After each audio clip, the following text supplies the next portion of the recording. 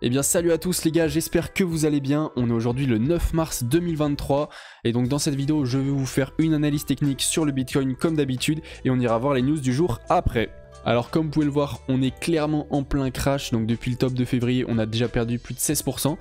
Donc c'est quand même une bonne petite correction et là on enchaîne les bougies rouges depuis quelques jours.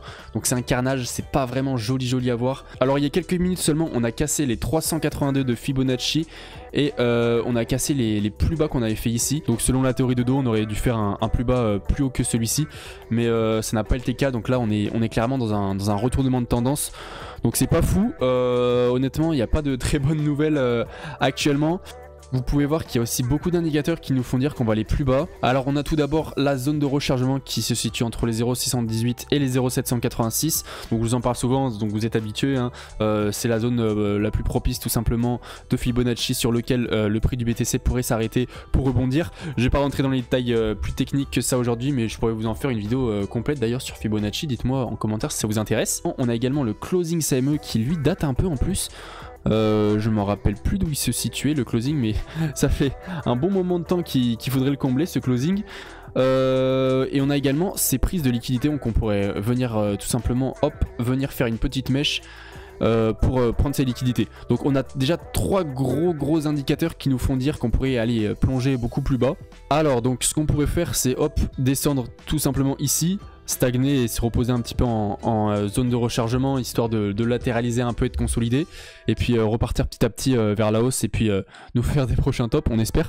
Mais donc du coup ça nous permettrait d'aller chercher ces liquidités qu'il y a ici, ça nous permettrait de combler le gap CME et ça nous permettrait d'aller chercher les 0,618 et de revenir dans la zone de rechargement et puis de poser des bases solides pour repartir plus haut en 2023 et en 2024. Donc si on réalise ce scénario on n'aura pas la grosse tendance haussière de début 2023 malheureusement, enfin ça risque d'être compliqué.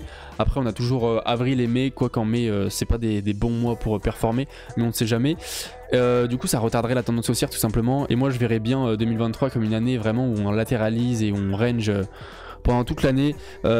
Si c'est le cas ça va être une année très ennuyante, mais bon il va falloir tenir le coup et puis on espérera que 2024 et 2025 ça sera la reprise du bull run. Alors on va faire un petit tour sur l'order flow, ça va pas être très long, je vais vraiment passer les indicateurs brièvement. Donc au niveau du spot, on pouvait voir que y a tout le monde qui vend, clairement le spot personne n'achète. Au niveau des spreads, c'est plutôt cool parce que là on est pas mal en négatif comme vous pouvez le voir. On y est de plus en plus, regardez, hop. Donc ça c'est plutôt cool au niveau des spots. Au niveau des funding, on est encore un peu trop dans le positif à mon goût. Même si on commence à avoir des petits pics par-ci par-là qui vont dans le négatif. Mais c'est pas encore assez pour moi. Je trouve que voilà, j'aimerais bien avoir plus de pics et des funding qui vont moins dans les positifs comme ça. Ça serait plutôt cool. Au niveau des liquidations, rien de spécial à dire. Là on a eu cette mèche là parce que justement on est en plein flash crash. Mais voilà, bref, voilà, c'était un petit tour sur l'order flow. Je vais pas y passer plus de temps, il n'y a pas énormément de choses à dire. Pareil, l'open interest là, vous voyez qu'il y a beaucoup de liquidation et vraiment ça prend cher. Bref, voilà. Au niveau des actus, donc ça fait presque une semaine, 4-5 jours que j'ai pas fait de vidéo, donc j'ai un peu de retard. Mais je vais quand même vous passer les principales actualités et les plus grosses pour ceux qui l'auront pas remarqué, qui l'ont pas vu, qui se tiennent pas au courant. Donc on a Amazon qui va lancer sa plateforme NFT. Donc je me suis pas renseigné plus que ça, je vous avoue. J'ai pas regardé les blockchains qui étaient éligibles sur cette marketplace. J'ai pas regardé la manière vraiment de comment ils vont la faire. Honnêtement ça peut être une bonne chose comme une mauvaise chose, on va voir. Dans tous les cas je pense que ça sera quand même positif parce que ça va ramener pas mal de gens, parce que toute la base de données et la base client d'Amazon, si elle ne stresse 1% de toute leur base de données qui utilise cette marketplace, ça serait juste énorme et ça mettrait un gros coup de boost à l'univers des NFT, mais du coup indirectement à l'univers de la crypto. Donc à voir, mais ça promet d'être plutôt cool. On suivra cette info de près. Alors nouvelle news concernant Bybit, donc vous pouvez voir que le 6 mars ils ont annoncé leur nouvelle carte, donc ça incroyable, j'y attendais, c'était sûr qu'ils allaient la faire.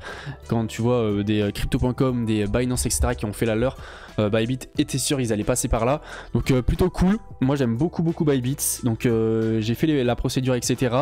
Franchement c'est assez simple, je vous conseille de la faire.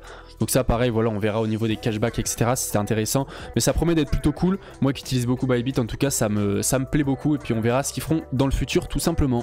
Alors nouvelle news concernant MTGOX. Donc MTGOX c'était une ancienne plateforme de crypto qui a fermé parce qu'ils se sont fait liquider ou ils ont eu des problèmes. En tout cas je connais pas la raison exacte, mais donc donc bah il y a plein d'utilisateurs qui se sont fait couiller dans l'histoire et qui n'ont pas pu récupérer leur crypto comme FTX. On connaît bien, force à tous ceux qui ont perdu des fonds là-dedans. Et donc du coup les utilisateurs vont pouvoir récupérer leurs fonds. De base ça devait se faire justement dans les 48 prochaines heures, mais MTGOX a justement repoussé la date à dans un mois. Et donc du coup le problème c'est que ça va créer une énorme pression vendeuse. Alors déjà qu'on n'est pas gâté en ce moment et qu'il y a une grosse pression vendeuse, mais alors si on rajoute cette news là et des utilisateurs qui vendent en masse, ça promet de faire chuter le prix du BTC vraiment beaucoup plus bas. Donc c'est pas très cool, on va voir ce que ça donne. Et puis on suivra de près comme d'habitude. Alors Stable nous ont également donné une petite news, donc je vous partage ce tweet parce que j'en ai fait une vidéo justement sur le projet Stable. N'hésitez pas à aller la voir d'ailleurs, elle a pas très bien marché mais moi je trouvais qu'elle était plutôt pas mal. Donc n'hésitez pas à la voir, je l'ai fait il y a 1 ou 2 semaines il me semble sur ma chaîne YouTube. On a eu des informations supplémentaires et ça c'est extrêmement cool. Donc alors ils nous ont fait un sorte de pack, enfin c'est clairement des packs, on a 4 packs qui vont être disponibles. Donc un pack rookie, donc on va pouvoir acheter un NFT, un pack tacticien, on va pouvoir acheter 2 NFT, stratégique 4 NFT et ambassadeur 10 NFT. Et avec le pack de NFT... Et avec le pack de 10 NFT, vous avez donc un item bonus, je sais pas vraiment à quoi ça correspond, et vous avez une Ledger Nano S+, les gars, donc ça c'est incroyable. La Stable vous offre la Ledger comme ça, donc c'est génial. Et donc vous avez également un sweatshirt, un t-shirt, une casquette et des stickers gratuits pareil.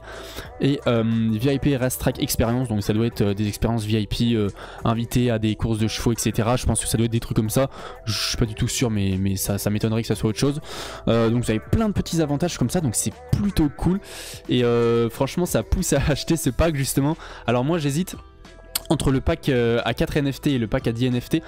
Je pense plutôt que je vais partir sur le pack à 4 NFT, ça me paraît plus raisonnable. Mais on sait jamais, si je veux faire un petit coup de folie, je pourrais prendre le pack à 1000 balles. Bref, voilà les gars, il me semble que c'est tout pour Twitter. J'ai dit les actualités principales. Donc voilà, c'est tout pour cette vidéo. D'ailleurs, si vous voulez me suivre sur Twitter, n'hésitez pas, c'est cbix avec 3x crypto.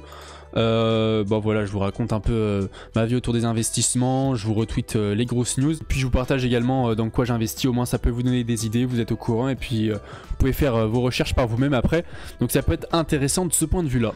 Donc j'espère que vous avez kiffé la vidéo. Comme d'habitude, si j'ai dit des choses qui sont incorrectes ou qui sont incomplètes, n'hésitez pas à me le dire en commentaire, ça permet de m'améliorer et au moins je referai plus la faute dans les prochaines vidéos.